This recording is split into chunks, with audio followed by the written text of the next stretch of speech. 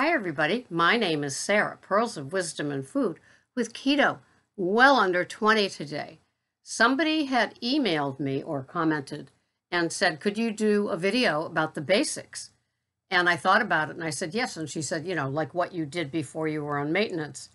And really, nothing has drastically changed except I've reduced olive oil and coconut oil. I know. And so when I first began keto, I had been doing low carb, high fat. So I was quite used to the regimen, the tracking, and the amount of carbs. I just allowed more carbs because I was having larger portions of vegetables before I went all the way to keto under 20. And once I went to keto under 20, I guess I was a devotee of Dr. Berg with the huge salads. So I had my big A salad most every day with 3 to 4 tablespoons of oils, meaning olive oil. And I think I introduced macadamia nut oil before I got to maintenance, but definitely olive oil onto my salads. I never bought the bottled dressings. I never bought into any of that. I was just an olive oil kind of person. No vinegar, nothing like that. And into the salad sometimes went an array of veggies, more than I have today. Like, it would be almost like a dinner salad, a dinner without the meat. And then oftentimes I did add the meat. I was having a whole lot less protein when I first began keto, which is kind of interesting. My calorie range was still the same, like 1,100 to 1,400 every day. It's just I had more carbs. And so into the salad would go things like asparagus and celery and cucumbers. Yeah, and then I'd add like 4 ounces of a steak, and then I'd add the oil to it, and that would be my dinner. I think that so when I was on keto under 20, I had more oils and more carbs and less protein. My protein was around 30 to 35 grams per day. And now a perfect day for me would be 80 grams of protein. And as an aging woman, it's like a duh. You're supposed to have more protein as you age, especially if you're a female. And so because you were probably having too little protein. And so in my keto under 20, while still losing, I became aware of things like gum. I was having 10 to 20 pieces of gum a day. And then I began to notice that the carbs were 1 to 2 carbs per piece. And it's like, are you kidding me?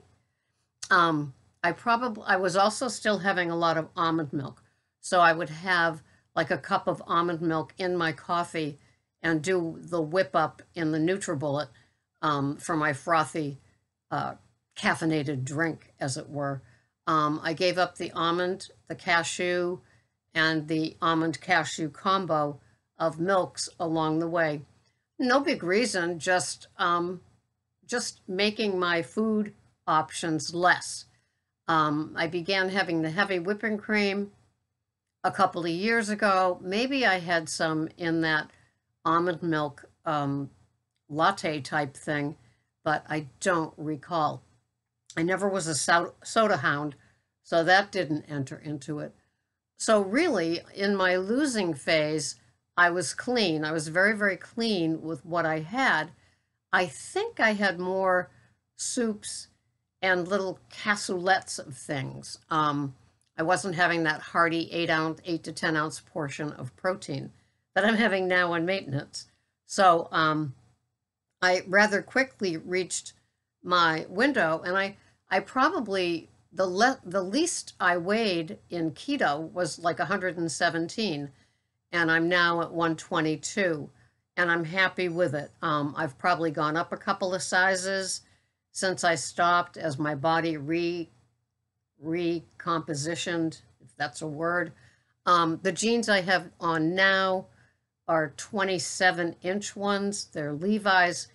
I know that they're tight, but I still continue to wear them. They have some elastic in them. But my pixie pants size 2 are too small now. And so I'm comfortable in that size 6 range, 4 to 6 range.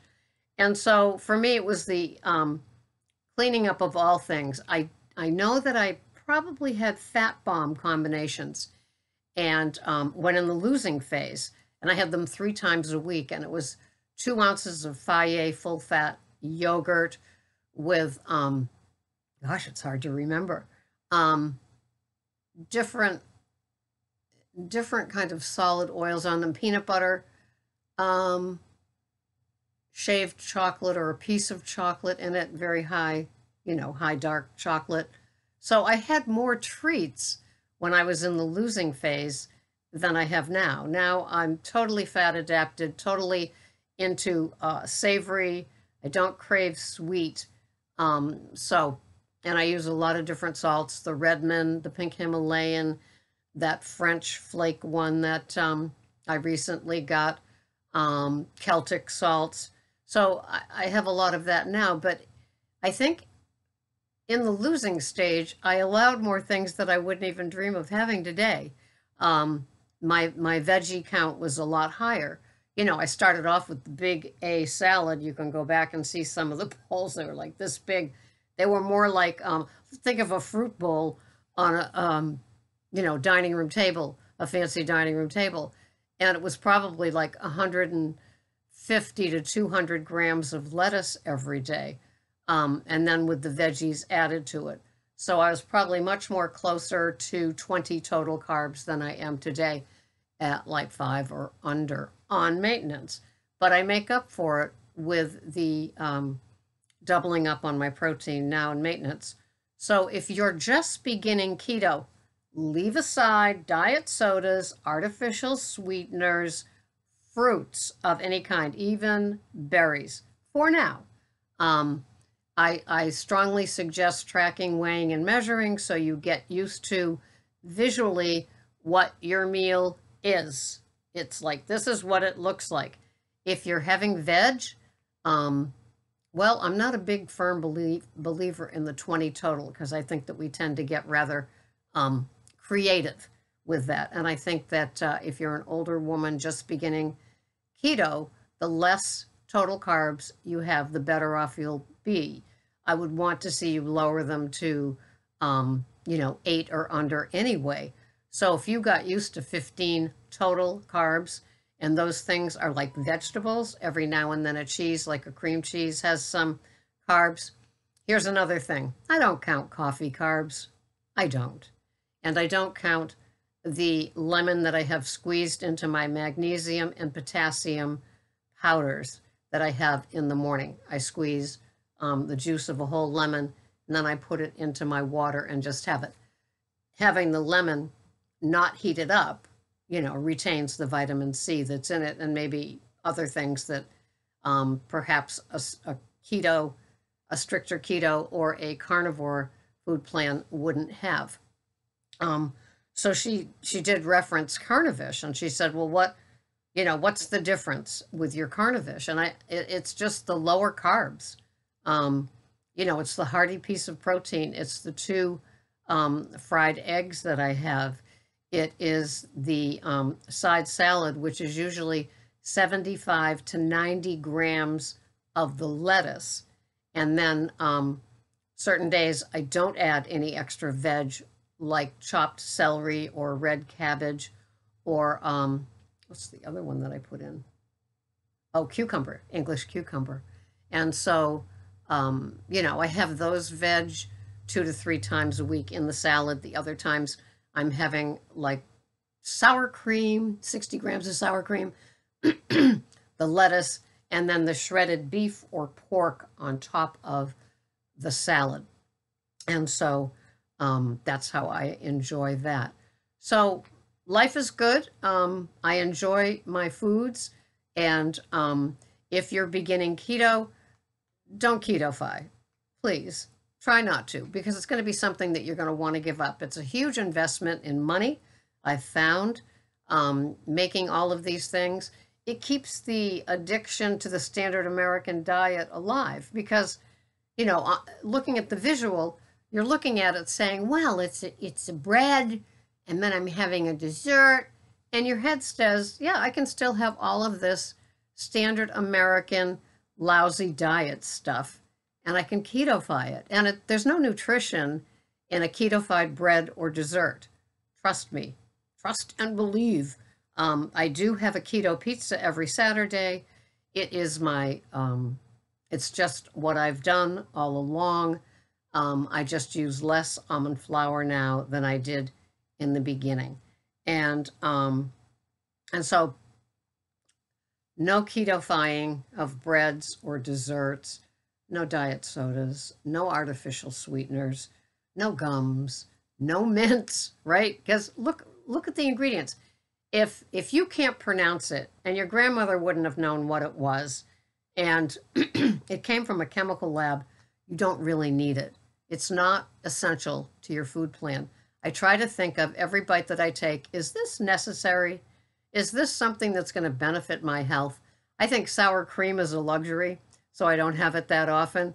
But when I do, it's like one of those, I think it's like this big deal. It's a treat, sour cream. And, but other things, I look for the micronutrients as well as like the protein, fat, and carbs, things that just work. But I don't dance around like the second, it's like the second outer ridge. The first ridge is pretty strict and adhered to keto. But there's that other circle that has diet sodas and artificial sweeteners and ketofying things and keto supplements and all that other stuff that's not really, like, what category would you put that in? Is that a protein? Is it a carb? Is it a fat? What's the deal here? I don't play that game. I just stick to those things. Heavy whipping cream is still a treat for me. So those two dairy items are still treats. I have cheese on occasion, not every day. But I do like my veg. And so sometimes I have a much smaller salad, so I can have 30 grams of asparagus or 30 grams of cauliflower, something like that. It just all balances out. But then when I was doing my initial keto to lose the weight, the funny part was all that olive oil on the salad and the much bigger salads like this, like Dr. Vong, the weight loss surgeon, and then Dr. Berg were recommending, and even Dr. Berg has pulled away from all of those cups, probably to compete with all the other people that say don't have that much. And so I don't drink as much water as I did when I was trying to lose the weight. Now it's just a much lower. So those are just some of the tips of what I do when I was losing the weight on keto. But if it's a treat, stay away. If it's a fruit, stay away. It's hard to transition from something like Weight Watcher, where you have so many points per day, and not thinking, that's not like how many carbs I can have per day. So I can have that wrap. So I can have that, like, have a sweet potato, something like that. In Weight Watchers, that's what you do. You exchange and you get, those sort of things in, and it's like, it teaches you that you can eat anything as long as you count the points. Here, we learn that sweet potatoes, wraps, keto-fied desserts, diet sodas, supplements, all of those sort of things, gums, mints, sugar-free, carb-free, who gives a darn what kind of free it is. It's still one of those crutches of the standard American diet. So I got used to not chewing gum, never thought I would, but those sort of things can happen if you let them.